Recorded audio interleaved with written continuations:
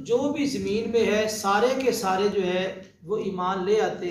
अफ़ान तुकरिहुन्नास हत्ता यकूनु मुमिनीन, क्या आप लोगों को मजबूर कर सकते हैं यहाँ तक कि वो मोमिन हो जाए। यानी अल्लाह ताला चाहते तो सारे लोग ही ईमान वाले होते, लेकिन अल्लाह की मशीयत है। इसी तरह अल्लाह ताला फरमाते हैं वमा तशाऊना इल्ला अन यशा अल्लाहु रब्बुल आलमीन, और तुम नहीं चाहते मगर जो अल्लाह रब्बुल आलमीन चाहता है वही होता है। यानी तुम्हारी मशीयत गालिब नहीं, गालिब अल्लाह ताला की मशीयत है। इसी तरह की और भी कुरान मजीद में आयात मौजूद है। वमा तशाऊना इल्ला अन यशा अल्लाह इन्नल्लाह काना अलीमन हकीमा। इसी तरह अल्लाह ताला फरमाते हैं मन यशाइल्लाहु युद्लिलहु व मन यशा यजअलहु अला सिरातिन मुस्तकीम। अल्लाह जिसे चाहते हैं गुमराह कर देते हैं और जिसे चाहते हैं सिरात मुस्तकीम पर चला देते हैं। इसी तरह अल्लाह ताला फरमाते हैं फमन युरिदिल्लाहु अन यहदियहु यशरह सदरहु लिल इस्लाम। अल्लाह ताला जिसके बारे में भलाई का इरादा करते हैं अल्लाह उसका सीना इस्लाम के लिए खोल देते हैं।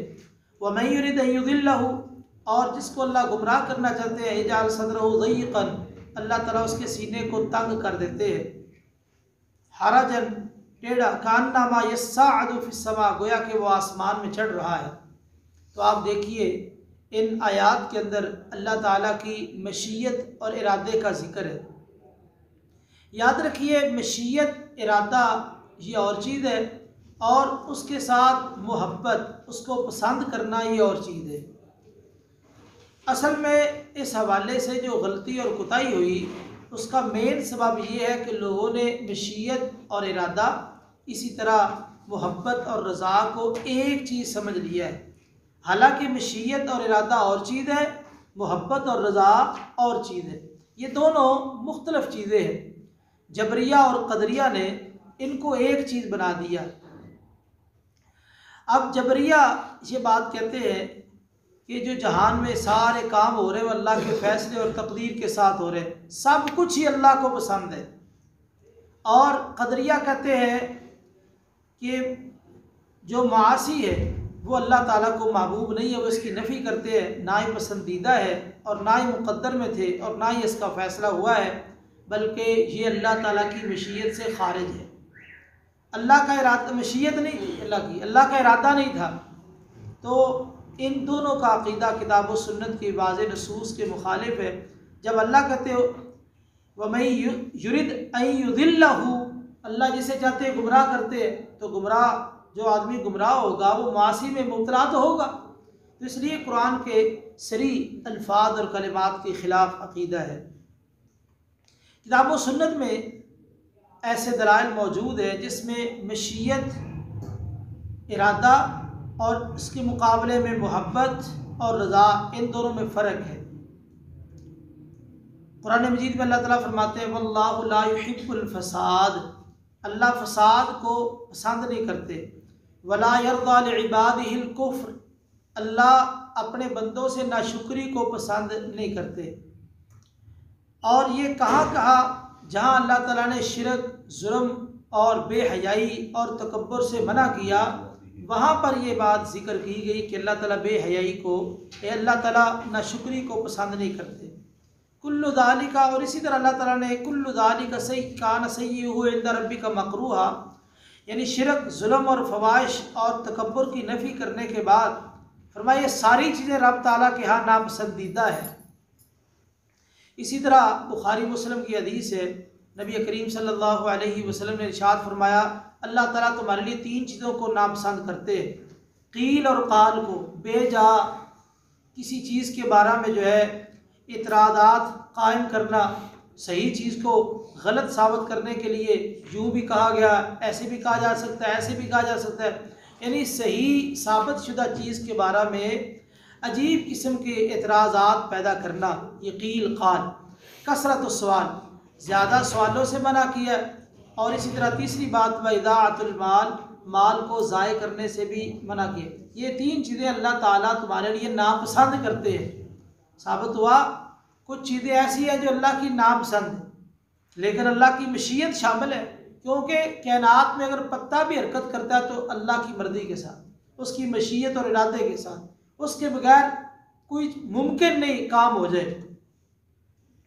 वफिल मुसनद, क्योंकि ऊपर कहा ना वमा तशाऊना इल्ला यशाअल्लाह, तुम्हारी मशीयत पूरी नहीं होती, अल्लाह की मशीयत पूरी होती है। गालिब अल्लाह की मशीयत है, तुम्हारी मशीयत मगलूब है। इसी तरह मुसनद अहमद के अंदर एक हदीस है, नबी करीम सल्लल्लाहु अलैहि वसल्लम ने फरमाया इन्नल्लाह युहिब्बु अन युअख़ज़ बिरुख़सिही, अल्लाह पसंद करते हैं, मोहब्बत करते हैं कि उसकी रुख्सतों को लिया जाए। कमा यकरहु अन तुअता मासियतु, जैसा कि अल्लाह नापसंद करते हैं कि उसकी मासियत को आया जाए।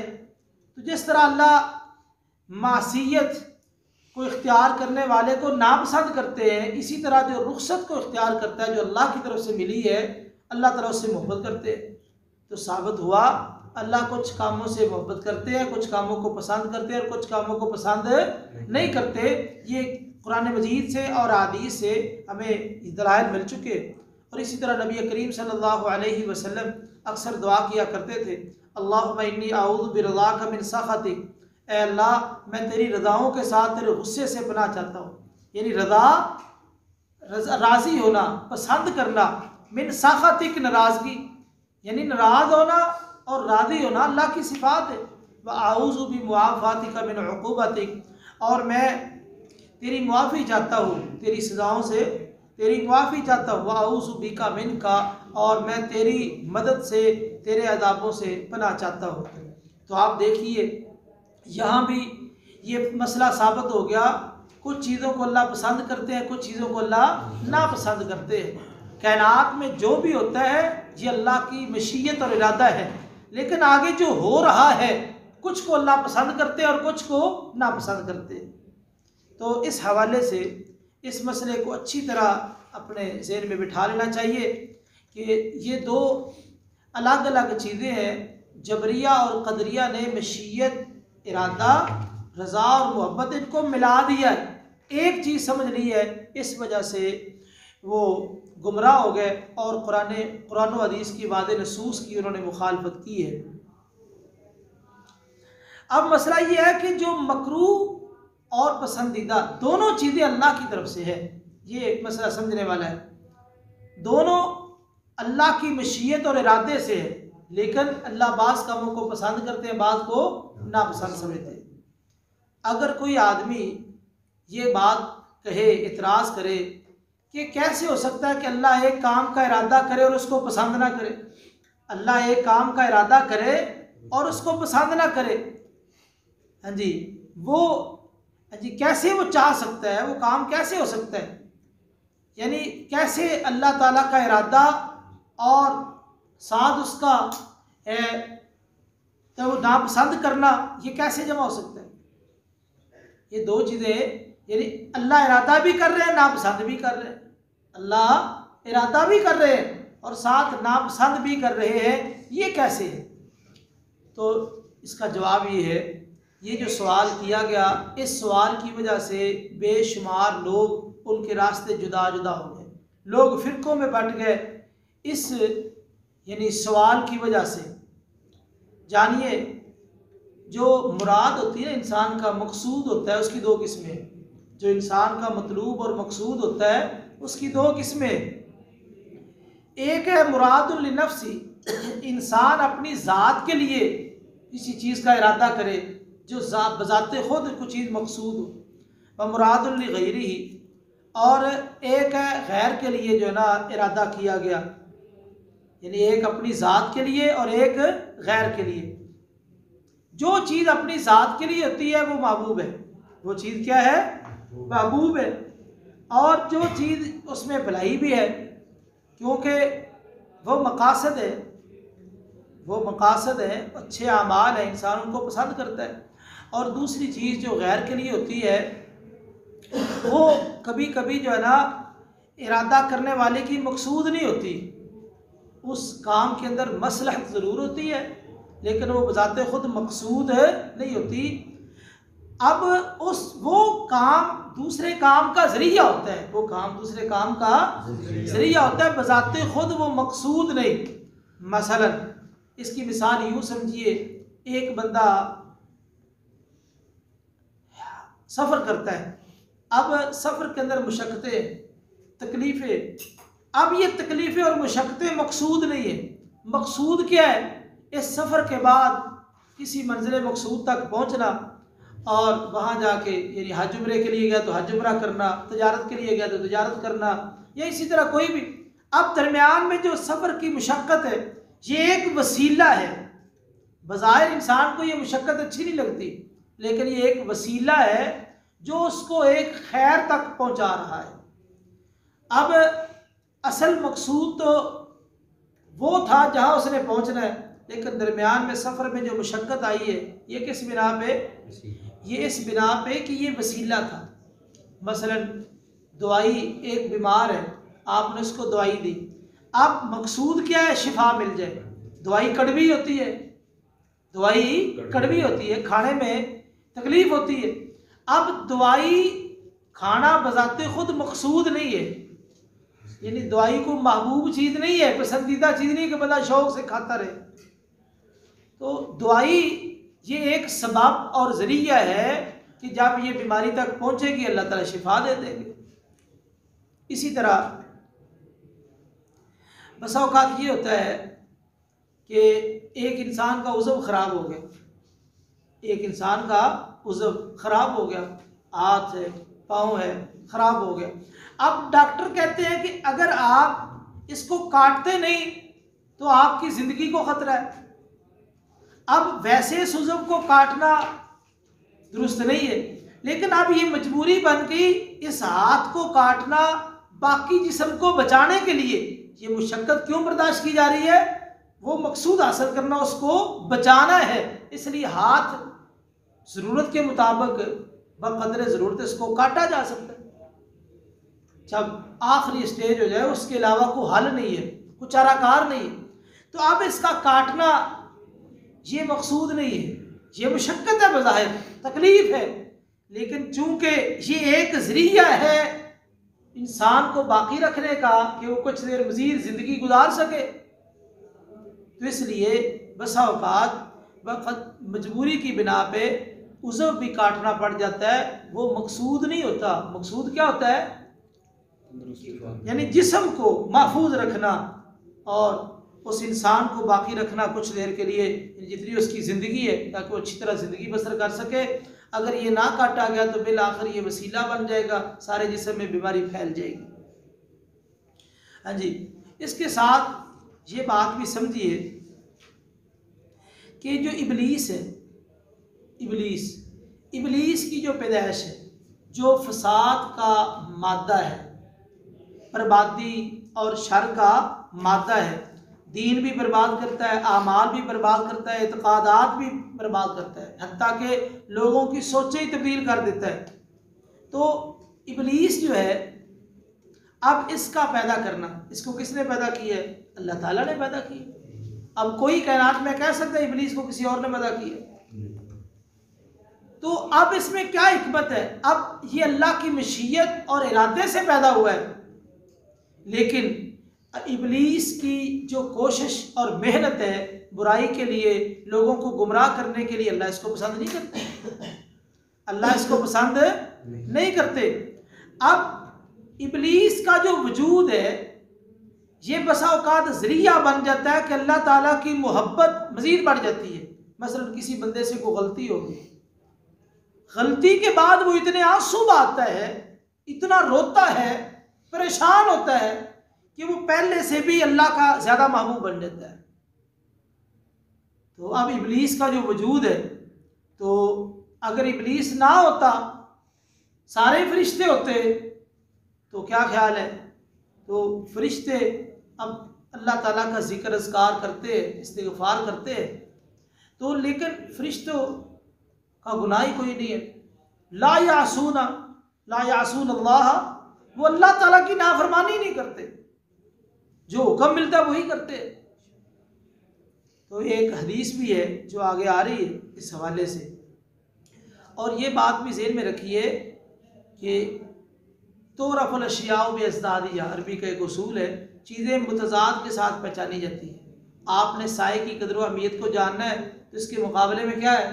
तो दिन की कदर अहमियत को जानना तो मुकाबले में क्या है, रात है। हाँ जी, इसी तरह इधर इबलीस है जो शर पर मबनी ज़ात है, और इसी तरह मुकाबले में जबरील है जो खैर व बरकत का बायस है, जो खैर व बरकत का बायस है। इसी तरह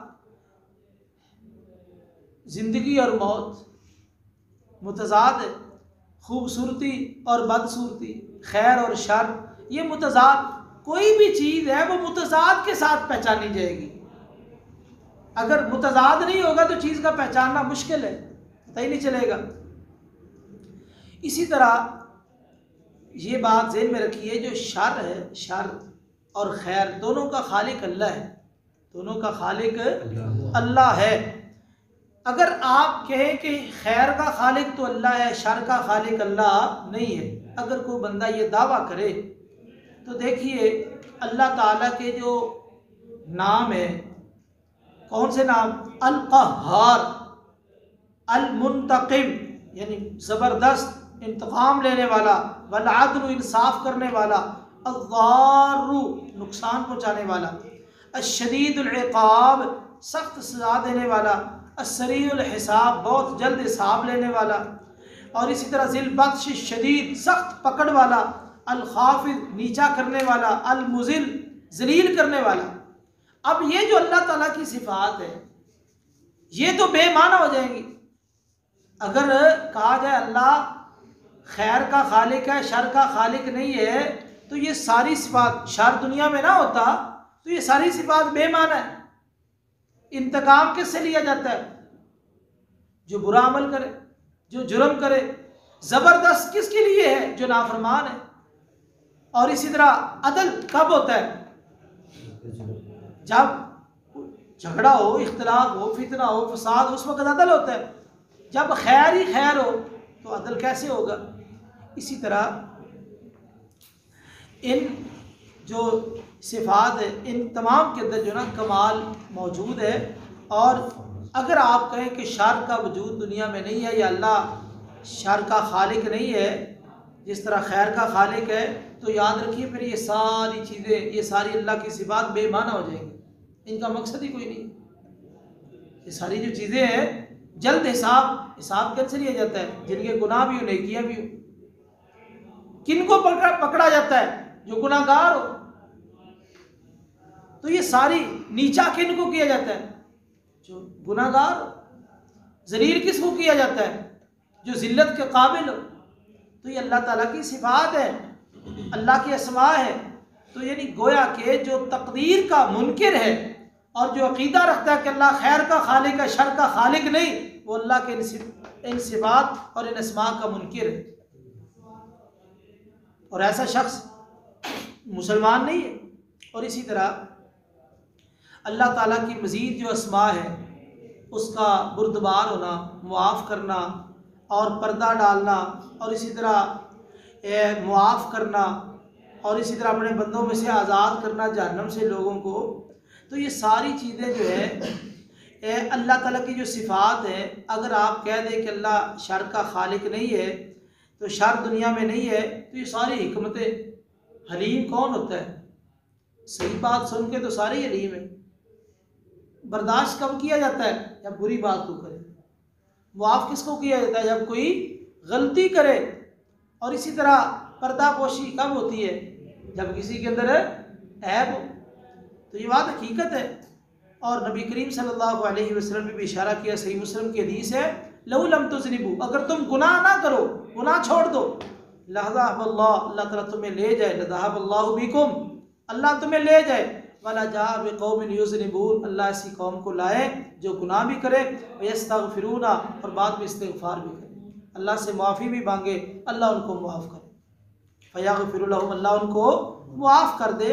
तो ये पता ये चला कि अल्लाह ताला की ये जो सिफ़ात है, अगर कोई आदमी ये नज़रिया रखता है कि अल्लाह खैर का खालिक है, शर का खालिक नहीं है, तो ये सारी सिफ़ात बातिल हो जाएगी। इसलिए अल्लाह के अस्मा है, हदीस में आता है कि अल्लाह ताला के 100 नाम हैं, अच्छे अच्छे नाम हैं, तुम इन नामों के साथ अल्लाह ताला को पुकारो। तो ये सारी सिफ़ात और ये सारे अस्मा मुअत्तल होकर रह जाएंगे। इसलिए तकदीर के हवाले से ये हमारा अक़ीदा जो हमें समझ आया वो ये है कि शर और खैर दोनों का खालिक अल्लाह है। और दूसरी बात कि इरादा और मशीयत और चीज़ है, मोहब्बत और रज़ा और चीज़ है। दुनिया में अल्लाह बाज़ कामों को पसंद करते हैं, बाज़ को नापसंद करते हैं। आगे इंशाअल्लाह जो बात इस हवाले से करेंगे। क़ौली हाज़ा वस्तग़फ़िरुल्लाह ली व लकुम व लिसाइरिल मुस्लिमीन वल मुस्लिमात।